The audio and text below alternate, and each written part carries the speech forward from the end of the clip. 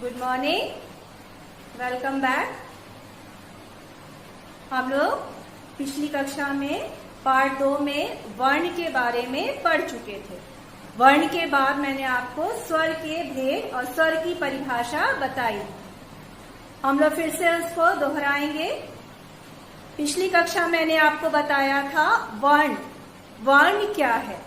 किसी भी ध्वनि भाषा को बोलने के लिए हमारे मुख से कोई ना कोई ध्वनि निकलती है, साउंड निकलता है, और उसी साउंड को आप जब लिखेंगे तो वह वर्ण कहलाता है। यानी वर्णों को मिलाकर आपने एक शब्द का प्रयोग किया, एक शब्द बनाया, जिसमें मैंने आपको 3 चित्र दिखाए थे और मैंने पूछा अगर वो तीनों चित्र अच्छे लग रहे हैं तो आपके मुख से निकला है वर्ड वाह। आपको कोई भी चीज अच्छी लगती है तो आप कहते हैं वाह, कितना सुंदर दृश्य है, कितनी अच्छी वस्तु है, वाह। तो वह शब्द आपने 4 वर्णों को मिलाकर कहा। वो 4 वर्ण थे व, आ, ह और अ।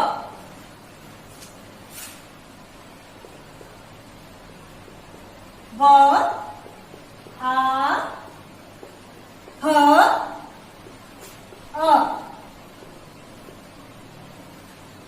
चीज अच्छी लगी, वस्तु अच्छा लगा या पिक्चर चित्र अच्छा लगा तो आपके मुख से, या कोई भी चीज आपको अच्छी लगी तो आपके मुख से पहला शब्द निकला है वाह, या निकलता है वाह। तो ये 4 वर्ण जो है, ये ध्वनि जो है आपने प्रयोग किया और तभी आपने एक शब्द बनाया वाह। तो ध्वनि का लिखित रूप ही क्या कहलाता है? वर्ण। फिर मैंने आपको बताया था वर्ण भाषा की सबसे छोटी इकाई है। यानी इस वाह को जब मैंने 4 वर्णों में तोड़ा तो ये 4 वर्ण है, ये सबसे छोटी ध्वनि हो गई, वर्ण हो गए। यानी इसको और अधिक तोड़ा नहीं जा सकता है। वर्ण भाषा की सबसे छोटी इकाई है, यानी इससे ज्यादा इसके टुकड़े नहीं किए जा सकते। सेम डेफिनेशन आपके बुक में भी है, मैंने आपको दिखाया था। वर्ण भाषा की सबसे छोटी इकाई है जिसके और टुकड़े नहीं किए जा सकते। वर्ण भाषा की सबसे छोटी इकाई है जिसके और टुकड़े नहीं किए जा सकते। फिर मैंने आपको बताया था वर्ण के प्रकार। वर्ण कितने प्रकार के? इसमें मैंने आपको पहला बताया था स्वर वर्ण।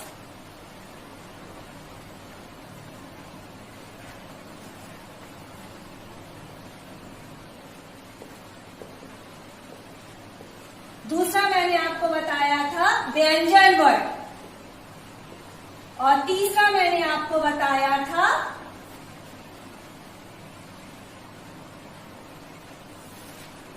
अयोग वर्ण।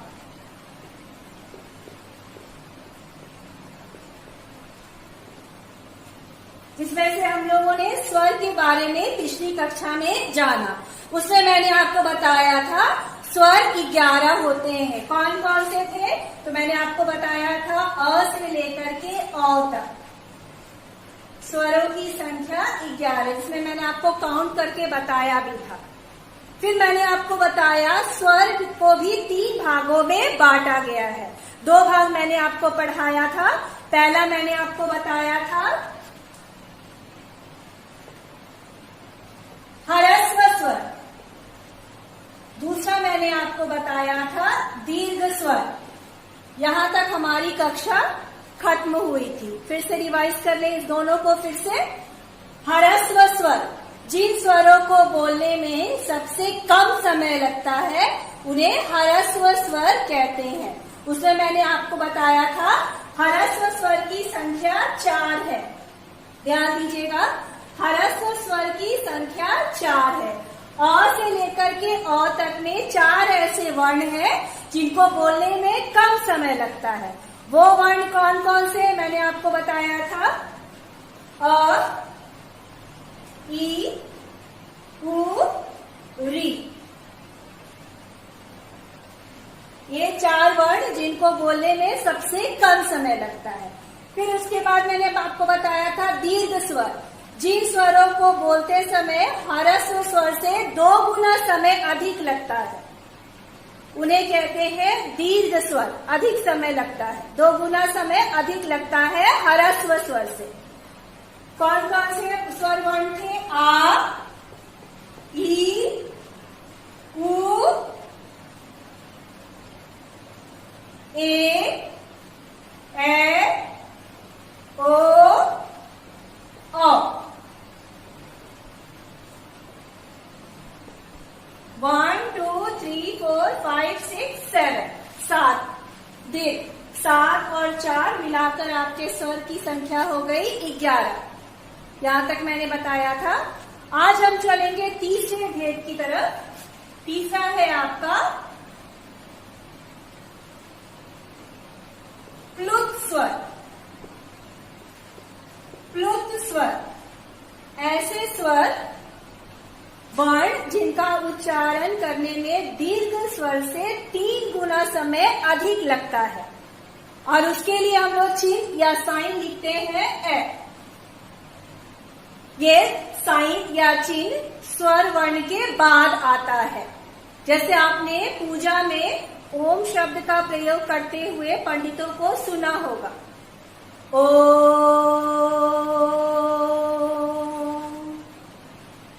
इसमें आपने दीर्घ स्वर से 3 गुना समय अधिक लगाया। तो आप ओम का उच्चारण करते समय स्वर वर्ण ओ के बाद आपने साइन लगाया। ये हमेशा साइन जो है ये प्लुत स्वर का साइन है, यानी आपको ज्यादा वर्ण को खींचना है, और ये स्वर वर्ण के बाद इन चिन्हों को लगाया जाता है। ठीक है। वर्ण भाषा की सबसे छोटी इकाई जिसके और टुकड़े नहीं किए जा सकते। क, म, च जितने भी स्वर व्यंजन वर्ण है उसको आप ऐसे दिखाएंगे। ये सबसे लास्ट टुकड़ा हो गया, इससे ज्यादा इसको नहीं तोड़ा जा सकता है।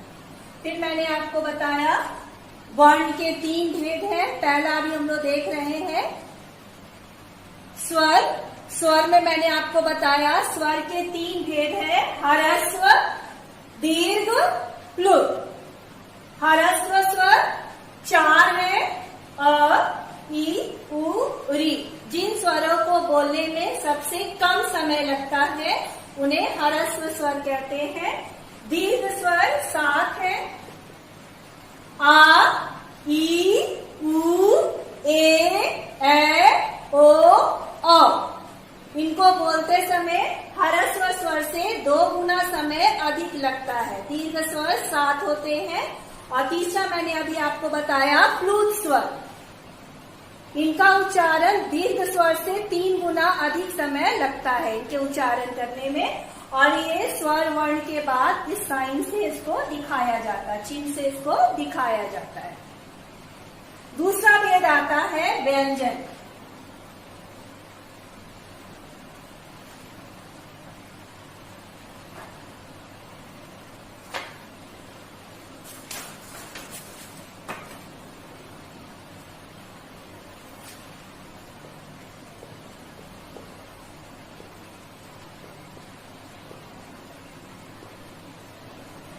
व्यंजन संख्या है इसकी 33, 33 होते हैं। व्यंजन 33 होते हैं।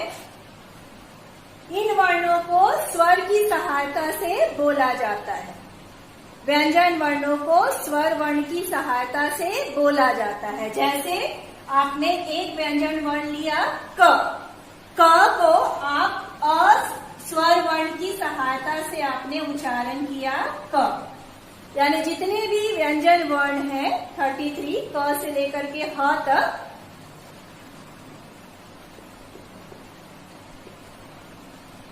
इन सारे वर्णों का उच्चारण करते समय आपको स्वर वर्ण की सहायता की जरूरत है।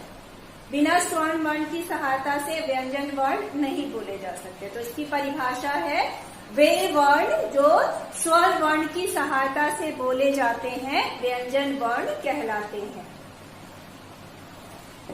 सेम डेफिनेशन आपके बुक में भी है।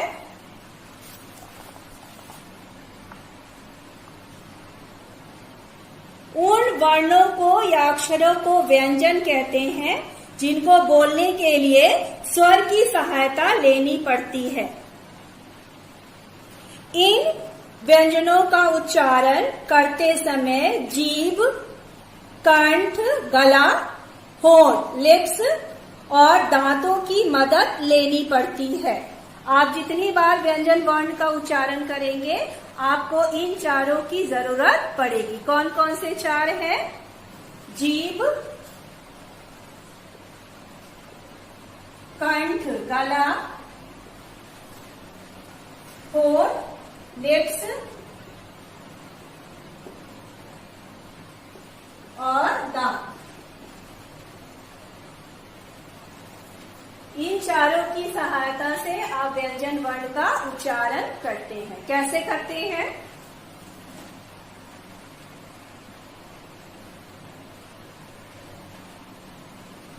जो चार चीज मैंने आपको बताया, जीभ, कंठ, होंठ और दांत, इन चारों की सहायता से व्यंजन वर्ण बोले जाते हैं। इसलिए इन्हीं चारों के आधार पर व्यंजन वर्णों को बांटा गया है। ठीक है, पहला है आपका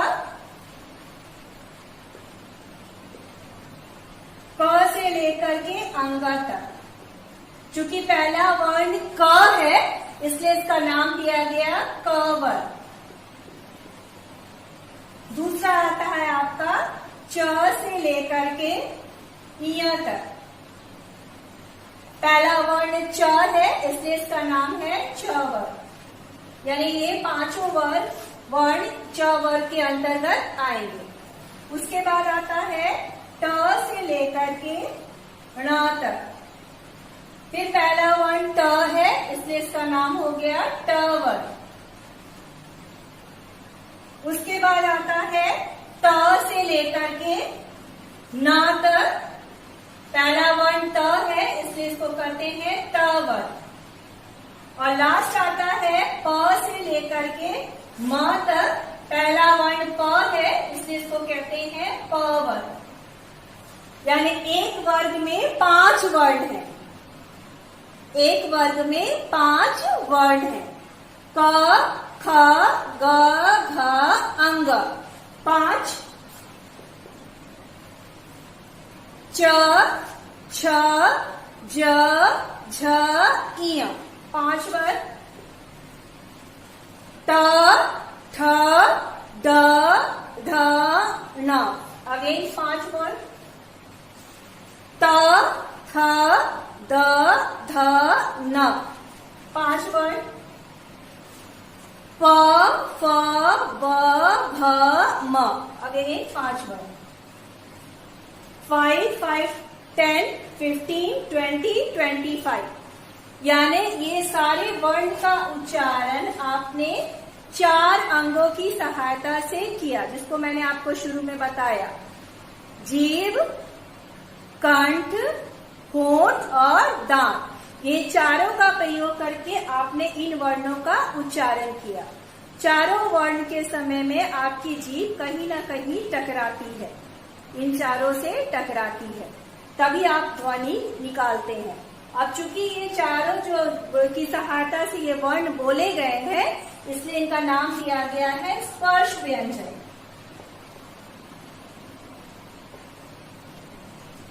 यानी आपके मुख से जो ध्वनि निकली है वो जीभ, होंठ, गले और दांत से टकराकर वायु बाहर निकली है। स्पर्श करते हुए वायु बाहर निकली है, इसलिए इनका नाम रखा गया है स्पर्श व्यंजन।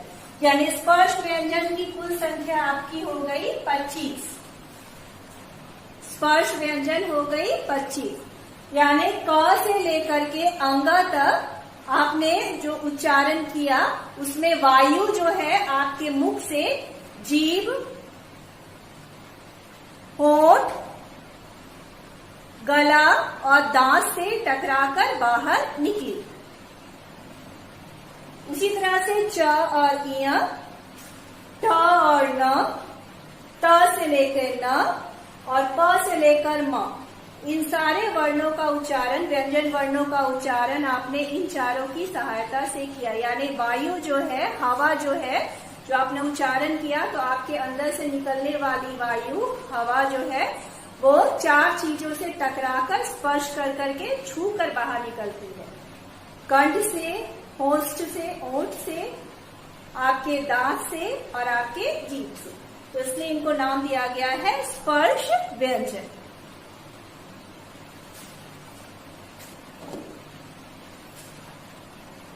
उसके बाद जीभ, कंठ, होठ और दांत, ये चारों चीज की जरूरत होती है, या ये चारों चीजों को छूते हुए, स्पर्श करते हुए ध्वनि बाहर निकलती है, क से लेकर के म तक। उसके बाद हम लोग आएंगे अंतस्थ व्यंजन, बताया मैंने, जिनका उच्चारण करते समय वायु हमारे मुख से सीधे बिना किसी रुकावट के ध्वनि बाहर निकलती है। उसके बाद आएंगे, तीसरा है ऊष्म व्यंजन।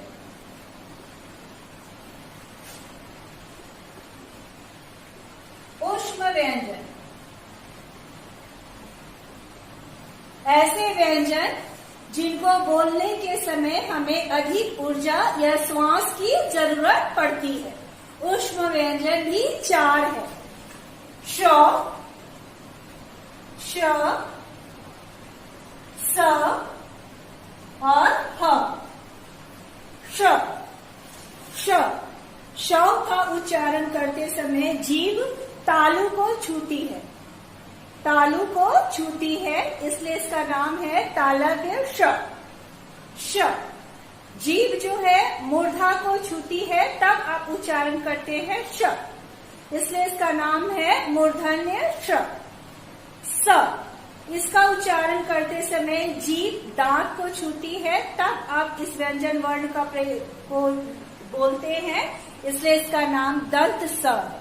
और लास्ट है ह। स्पर्श व्यंजन क से लेकर के म तक, जीभ, कंठ, होठ और दांत, ये चारों को स्पर्श करती हुई ध्वनि मुख से बाहर निकलती है, छूते हुए बाहर निकलती है, इसलिए इसका नाम है स्पर्श व्यंजन। दूसरा है अंतस्थ व्यंजन, य, र, ल, व, वायु, इनका उच्चारण करते समय हमारे मुख से जो ध्वनि निकलती है वो बिना किसी रुकावट के बाहर निकलती है। ऊष्म व्यंजन, जिनका उच्चारण करते समय हमें अधिक गर्मी का अनुभव होता है या बहुत अधिक हमें ऊर्जा लगानी पड़ती है। श, इसका उच्चारण करते समय तालु से हमारी जीभ टकराती है, इसलिए इसका नाम है तालव्य श। श, इसका उच्चारण करते समय जीभ मूर्धा से टकराती है, इसलिए इसका नाम है मूर्धन्य श। स, उच्चारण करते समय जीभ दांत से छूती है, इसलिए इसको कहते हैं दंत स।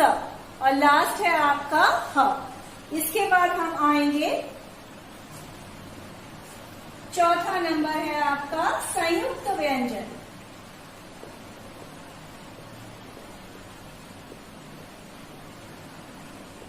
संयुक्त व्यंजन आपके बुक में 3 दिया हुआ है, छ, त्र और ज्ञ। एक और है श्र। संयुक्त का मतलब होता है 2, यानी संयुक्त व्यंजन जो हो गया 2 अलग अलग व्यंजन वर्णों से मिले हुए व्यंजन वर्ण संयुक्त व्यंजन है। जैसे कि छ, छ आपका बना है क और श से। त्र आपका बना है त और र से। ज आपका बना है ज और इय से।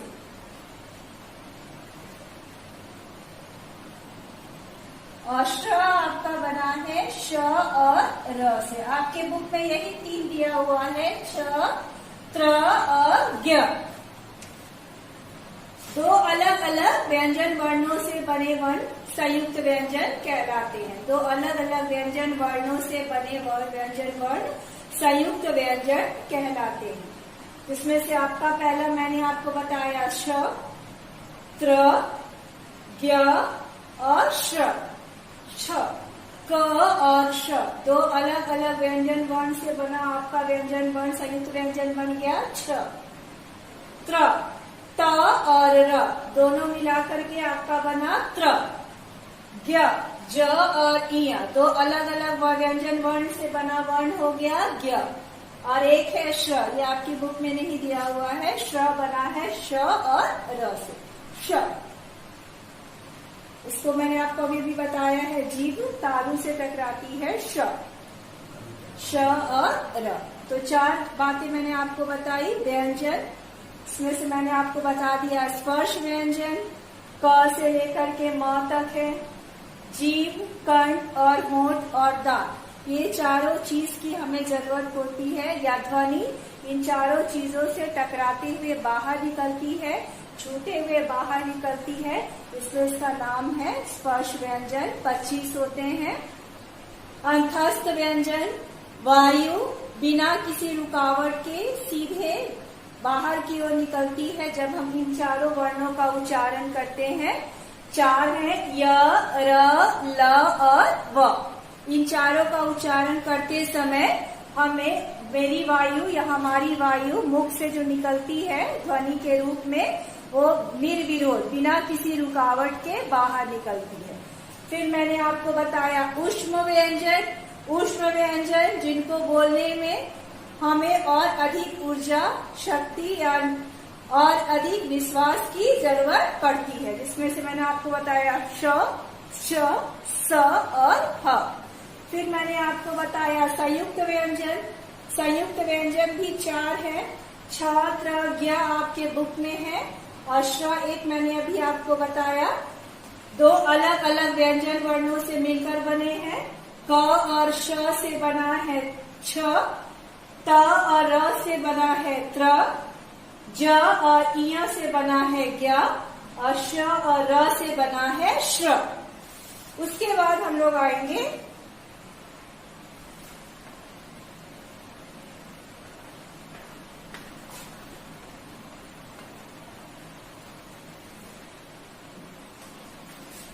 द्वित्व व्यंजन।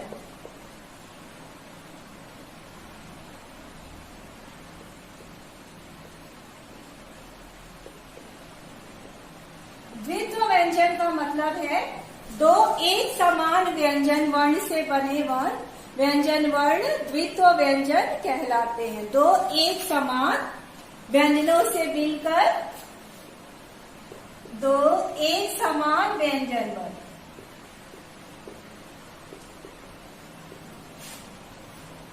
व्यंजनों से मिलकर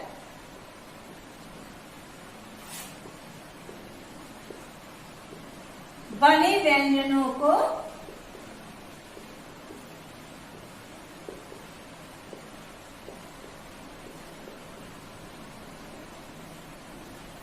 द्वित्व व्यंजन कहते हैं।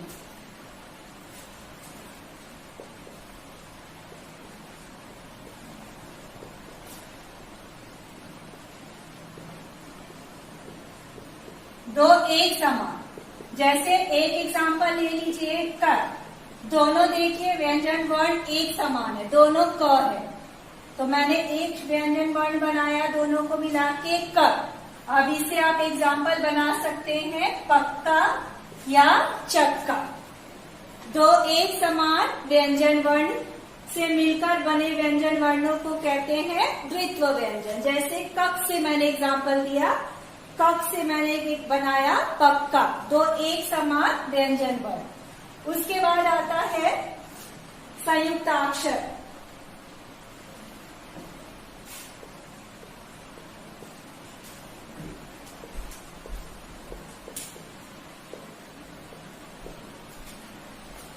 दो अलग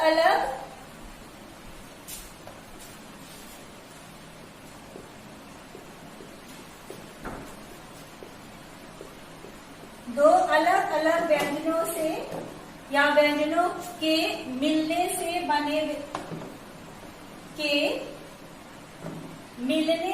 बने व्यंजन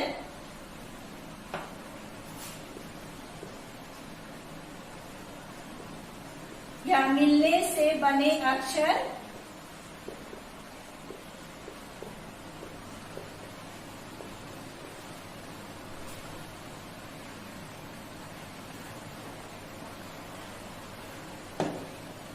संयुक्ताक्षर कहलाते हैं।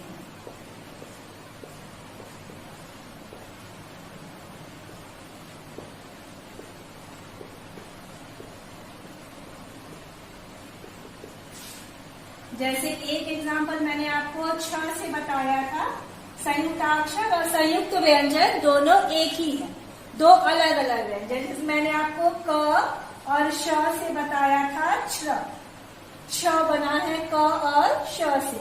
अभी छ से आप कोई भी एग्जाम्पल बना सकते हैं, जैसे कक्षा। उसी तरह से त्र संयुक्त व्यंजन है या संयुक्त अक्षर है, त और र से मिलकर बना है, इसलिए इसको कहते हैं संयुक्ताक्षर या संयुक्त व्यंजन। इसे आप बना सकते हैं पत्र, मित्र। उसी तरह से बन सकता है आपका ज्ञ से,